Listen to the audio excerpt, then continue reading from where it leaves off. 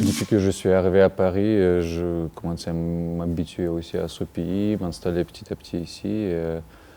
Et quelque part, je commençais aussi un peu à oublier, pas oublier mes racines vraiment, mais en tout cas prendre de plus en plus grande distance. Et aussi grâce à l'activité de cinéma, parce que je me suis jamais vraiment intéressé au cinéma avant d'arriver en France. Et c'est la France qui m'a donné cette possibilité aussi.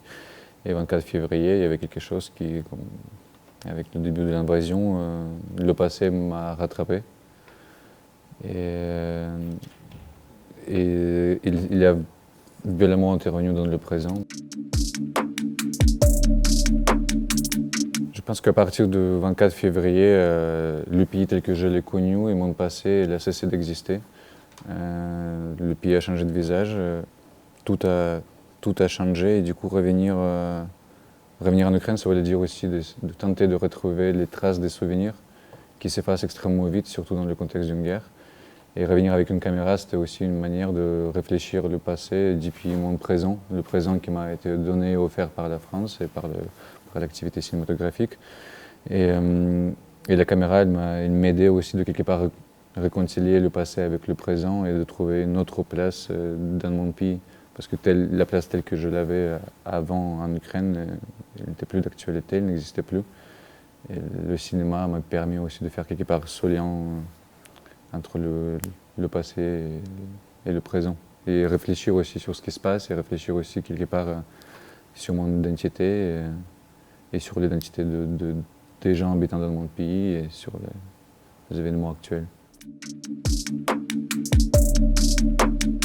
Je me rappelle le moment où je suis arrivé à la gare.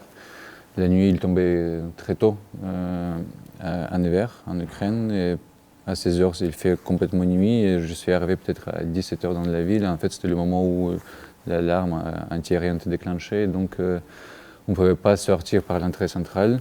On devait prendre un passage souterrain. Et à cause des bombardements de l'infrastructure énergétique par les Russes, les gens vivaient sans électricité la plupart du temps. Et on marchait dans ce... Je suis venu là-bas avec deux amis qui étaient à Lviv à ce moment-là.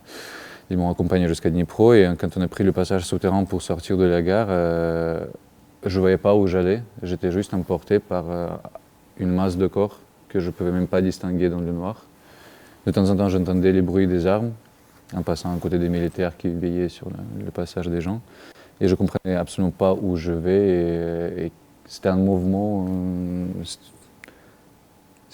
qui m'emportait quelque part sans que je sache où ça me mène. Du coup, quelque part, dans une manière plutôt métaphorique, c'était un peu ce qui se passait pendant le tournage aussi. Et je ne savais pas ce que j'allais découvrir. La guerre change tout et il fallait réajuster mon regard sur place. Quand on est sorti de la gare, je me suis retrouvé sur la place devant et il n'y avait absolument aucune lumière, il n'y avait pas de lampadaire allumé. Et je me suis rendu compte que dans ce noir, j'ai perdu mes amis et je ne savais pas comment les retrouver parce qu'en fait, les visages, les gens ressemblaient plus à des ombres qu'ils n'avaient pas de face humaine en fait. Et ça ne me faisait pas peur, c'était plutôt... C'était étonnant, je me sentais plutôt abasourdi en fait, comme si je me suis retrouvé de l'autre côté de la réalité. Et c'est un peu dans ce contexte-là que les gens vivent et dans lequel j'ai essayé de faire le film. Ce qui m'a frappé dès le début, c'est le changement de regard. Je ne connaissais pas ce genre de regard. Je ne connaissais pas une présence de vide permanente dans les yeux des autres. C'est comme si les gens se déconnectaient de la réalité. Il y a un plan aussi, un plan au début du film, quand j'arrive à Lviv, dans un bar où je suis avec mes amis, il y a un monsieur qui est assis tout seul et il regarde dans le vide, dans les roches. Le plan il durait peut-être 2 minutes. Il ne bougeait pas, il y avait quelque chose dans son regard que je n'arrivais pas, qui était assez terrifiant aussi parce que la guerre,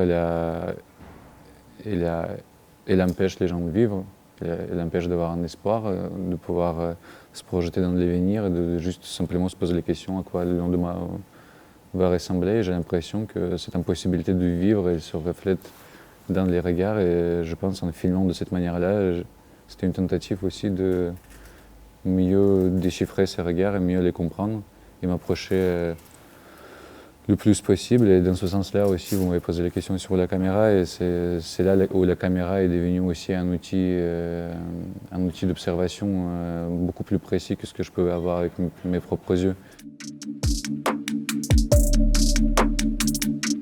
J'aime ces gens parce qu'ils font partie de moi et en même temps c'était extrêmement douloureux de les voir comme ça et je vous avoue que je ne voudrais pas être à leur place et je comptais les jours avant mon départ. Tous les matins en prenant de la douche, je comptais sur mes doigts combien de temps il me reste, combien de jours il me reste dans le pays parce que voir ces regards et voir les gens que j'aime à une telle souffrance et je voyais les distances qui se créaient entre nous aussi, c'était assez insoutenable. Je voulais, si je suis honnête, je voulais me sauver de ça en fait. Ça me touche beaucoup que le prix que j'ai eu, c'est le prix de l'humanisme. Je me sens extrêmement honoré et je n'ai jamais eu la prétention de défendre les droits de l'homme, surtout qu'à notre époque, j'imagine, c'est la chose centrale qu'il faut défendre, c'est l'humanisme justement et de opposer quelque chose à la haine qui se propage un peu partout actuellement. Et si c'est ce qu'on ressent en voyant le film, je suis extrêmement heureux en fait, de le savoir.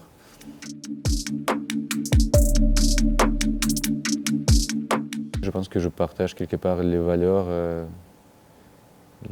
européennes qui me paraissent importantes et qui ont donné la naissance à l'humanisme aussi. Et parce que ça me touche beaucoup cette question aussi parce que oui, je me questionne beaucoup sur mon identité et l'Europe c'est une bonne réponse, oui. Je me sens européen. Et je pense qu'on a quelque chose à défendre aussi, tous ensemble.